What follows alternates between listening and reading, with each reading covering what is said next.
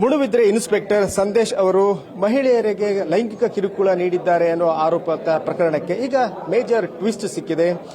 ಯಾರು ಈ ಆರೋಪ ಮಾಡಿದ್ರು? ಸುಮತಿ ಅವರ ಸಹೋದರಿಯೇ ಈಗ ಸುಮತಿಯ ಮೇಲೆ ಗಂಭೀರ ಆರೋಪ ಮಾಡ್ತಾ ಇದ್ದಾರೆ. ಅದ್ರ ಬಗ್ಗೆ ಮಾತಾಡಲಿಕ್ಕೆ ನಮ್ಮೊಂದಿಗೆ ಪ್ರಫುಲ್ಲ ಅವರಿದ್ದಾರೆ, ಅವರನ್ನೇ ಮಾತಾಡಿಸ್ತೀನಿ. ಮೇಡಮ್, ಸಂದೇಶ್ ಇನ್ಸ್ಪೆಕ್ಟರ್ ನಿಮಗೆ ಪರಿಚಯ ಇದ್ದಾರೆ? ಹೇಗೆ ಪರಿಚಯ ಅಂದ್ರೆ ಸರ್, ನನಗೆ ಮೊದಲು ಪರಿಚಯ ಇರಲಿಲ್ಲ. ನಮ್ದೊಂದು ಕೌಟುಂಬಿಕ ಕಲಹದ್ದು ಕಂಪ್ಲೇಂಟ್ ಇತ್ತು, ಆವಾಗ ಅವೇ ಪರಿಚಯ ಆಗಿದ್ದು ನನಗೆ. ಏನಿದು ಕೌಟುಂಬಿಕ ಕಲಹ? ಅದು ನನ್ನ ಗಂಡ ಮತ್ತೆ ನನಗೆ ಸ್ವಲ್ಪ ಸ್ವಲ್ಪ ಕ್ಲಾಶ್ ಬರ್ತಿತ್ತು ಮಿಡ್ಲಲ್ಲಿ.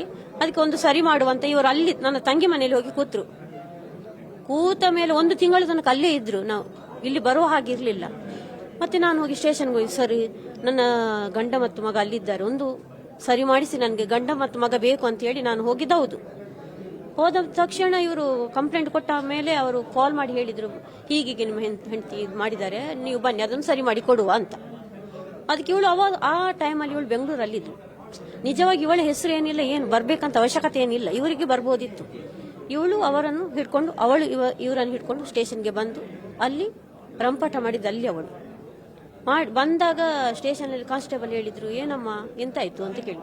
ನನ್ನ ಅಕ್ಕನ ಇದು ಕೌಟುಂಬಿಕ ಕಲಹ, ಅದಕ್ಕೆ ನೀನೇನು ಬರ್ತಿ, ಅವ್ರ ಗಂಡ ಹೆಂಡತಿ ಇದ್ದಾರಲ್ಲ, ಒಂದು ಸರಿ ಮಾಡಿಸುವ ಹೇಳಿದ್ರು.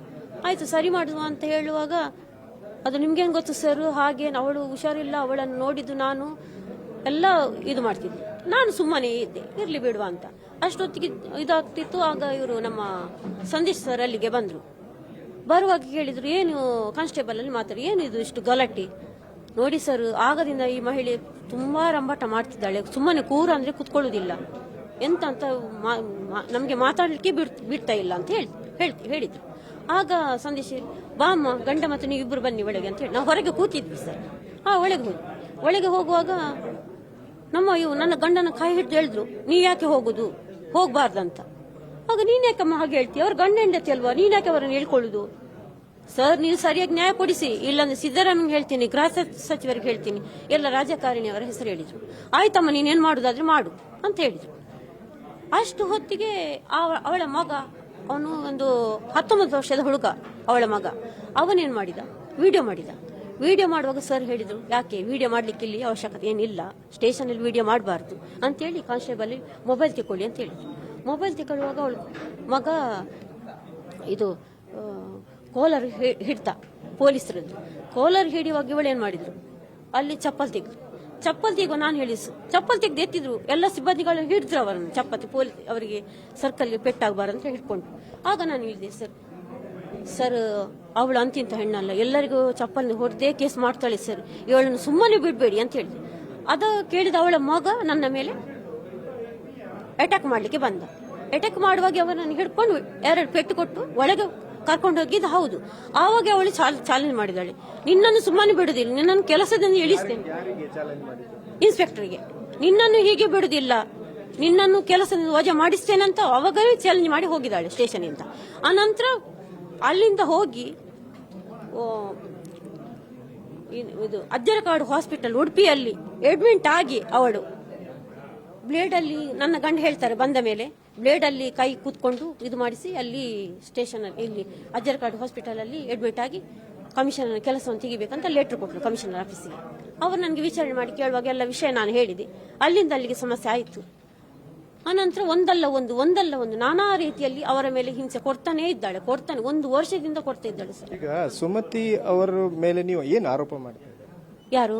ನೀವು ಸುಮತಿ ಅವರ ಮೇಲೆ ಏನು ಆರೋಪ? ನಿಮ್ಮ ತಂಗಿ ಅಲ್ಲ? ಹೌದು, ನನ್ನ ತಂಗಿ. ಹೌದು, ಏನಿದ್ರು ನನ್ನ ಮೇಲೆ ನೋಡ್ಬೇಕು ಅವಳು. ಆ ಇನ್ಸ್ಪೆಕ್ಟರ್ ಅವರ ಮೇಲೆ ಯಾಕೆ ಇವಳು ಹಾಗೆ ಸಾಧಿಸುದು ಅಲ್ವಾ?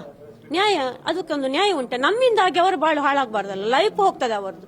ಅಷ್ಟು ವಿದ್ಯೆ ಕಲ್ತು ಅಷ್ಟು ದೊಡ್ಡ ಕೆಲಸದ ವ್ಯಕ್ತಿ ಈ ರೇಡಿಗೆ ಬಂದ್ರೆ ನಾನು ಹೊಣೆ ಆಗುದಿಲ್ಲ. ಈಗ ಇನ್ನೊಂದು, ಈಗ ಅವರು ಕೆಲವು ವಿಡಿಯೋಗಳನ್ನ ತಗೊಂಡು ಬಂದಿದ್ದಾರೆ, ಮತ್ತೊಂದಿಬ್ಬರು ಜನ ಸಂತ್ರಸ್ತರು ಇದ್ದಾರೆ, ಅವರನ್ನು ಕರ್ಕೊಂಡ್ ಬಂದಿದ್ದಾರೆ. ಅಂದ್ರೆ ಸಂದೇಶ್ ಅವರ ಮೇಲೆ ಆರೋಪಗಳು, ಗಂಭೀರ ಆರೋಪಗಳಿದ್ದಾವೆ.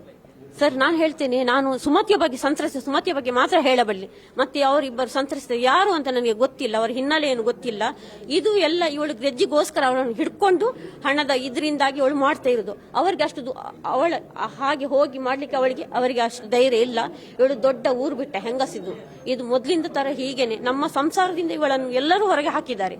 ನಮ್ಮ ಕುಟುಂಬದವರು ಸಮೇತ ಅವಳನ್ನು ಬಿಟ್ಟಿದ್ದಾರೆ. ಅಲ್ಲಿ ಹೋಗಿ ಎಲ್ಲಾ ಕಡೆಯಲ್ಲಿ ಹೋಗಿ ಅವ್ರಿಗೆ ಕಂಪ್ಲೇಂಟ್ ಅವಳು ಇರುವುದಲ್ಲಿ ಸ್ಟೇಷನ್, ಕಚೇರಿ, ಕಂಪ್ಲೇಂಟ್ ಇಷ್ಟೇ ವಿನಃ ಅವಳ ಜೀವನದಲ್ಲಿ ಇದು ಮತ್ತೇನಿಲ್ಲ. ಅವಳಿಗೆ ಹಣ ಎಲ್ಲಿಂದ ಬರ್ತದೆ ಸರ್? ನನ್ನಾಗೆ ದುಡಿತಾಳ ಏನಿಲ್ಲ ಅವಳಿಗೆ. ಎಲ್ಲ ಅವಳದು ಇನ್ಕ್ವೈರಿ ಮಾಡ್ಬೇಕು ಸರ್. ಈಗ ಅವರ ಮೇಲೆ ಎಲ್ಲೆಲ್ಲಿ ಕೇಸ್ ಇದೆ? ಏನು ಅವಳ ಮೇಲೆ ಪೊಲೀಸ್ ಮಡಿವಾಳು ಬೆಂಗಳೂರಲ್ಲಿ FIR ಆಗಿದೆ ಅವಳಿಗೆ ವೇಶ್ಯಾವಾಟಿಕೆ ದಂಧೆಯಲ್ಲಿ 2012ರಲ್ಲಿ. ನಂತರ ತಮಿಳುನಾಡಲ್ಲಿ ಒಮ್ಮೆ ಇದು ಜೈಲಲ್ಲಿ ಸಿಕ್ಕಿಕೊಂಡು ನಾಯಿ ಮತ್ತು ಅಮ್ಮ ಹಿಡ್ಕೊಂಡು ಬಂದ್ವಿ ಅವಳನ್ನು ಆವಾಗ.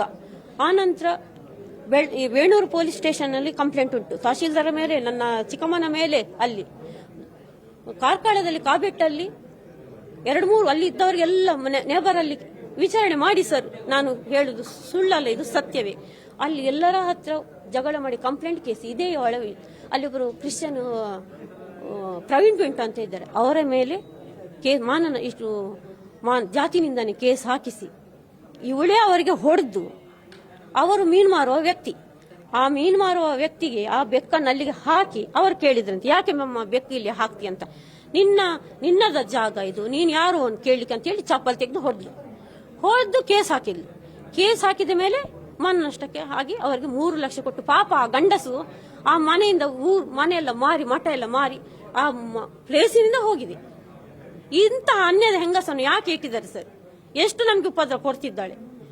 ಈಗ ನೀವು ಹೇಳ್ತಾ ಇರೋದು ಸಂದೇಶ್ ಆ ತರದ ವ್ಯಕ್ತಿ ಅಲ್ಲ ಅಂತ. ಅಲ್ಲ, ಆ ಸಂದೇಶ ನಿಜ. ಯಾಕಂದ್ರೆ ಅವರ ವಿರುದ್ಧ ಹಲವಾರು ಈಗ ವಿಡಿಯೋಸ್ಗಳಿದ್ದಾವೆ ಮತ್ತೆ ಆಡಿಯೋ ಸಿಕ್ಕಿದೆ. ಅಷ್ಟು ಒಳ್ಳೇದಿದ್ರೆ CM ಪದಕ ಸಿಕ್ತಿತ್ತ ಸರ್? ನೀವು ಹೇಳಿ, ಯೋಚನೆ ಮಾಡಿ. ಇದು ಅವರ ದ್ವೇಷದಿಂದ ಹೀಗೆಲ್ಲ ಹಾಗೆ ಸಾಧಿಸ್ತಿದ್ದಾಳೆ. ಇದಕ್ಕೆ ಏನಂತ ಪರಿಹಾರ ಹುಡುಕ್ಲೇಬೇಕು. ಅವಳ ಬಯೋಡೇಟಾ ಏನು, ಅವಳು ಎಂತ ಮಾಡ್ತಾಳೆ, ಎಲ್ಲ ಯಾರು ಇದರ ಹಿಂದೆ ಯಾರ ಕೈವಾಡಿದೆ ಎಲ್ಲ ನೋಡ್ಬೇಕು ನೀವು. Thank you. ಇದು ಸುಮತಿಯವರ ಸಹೋದರಿ ಪ್ರಫುಲ್ ಅವರ ಮಾತು. ಕ್ಯಾಮರಾಮನ್ ಪ್ರಶಾಂತ್ ಅವರೊಂದಿಗೆ Kiran Sirsika, news first, Mangaluru. News first ನಿರ್ಭೀತಿಯಿಂದ ನಿಮ್ಮ ಪರವಾಗಿ.